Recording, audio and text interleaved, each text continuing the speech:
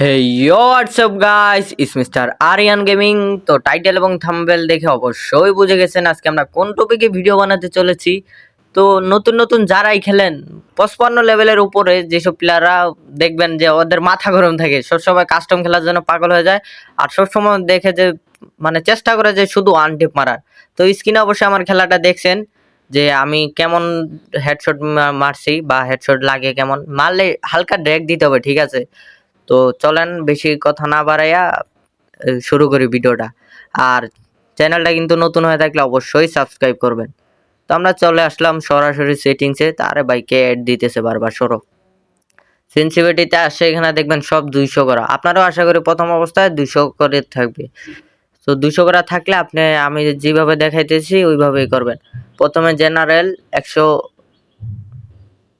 প্রথমে জেনারেল দিবেন 110, তারপর আসবে রেড ডট। রেড ডট একদম বেশিও দেওয়া যাবে না, আবার কমও দেওয়া যাবে না, অর্ধেকের থেকে একটু কম দিবেন, ঠিক আছে? আমি 55 দিয়ে রাখছি, এটা পারফেক্ট।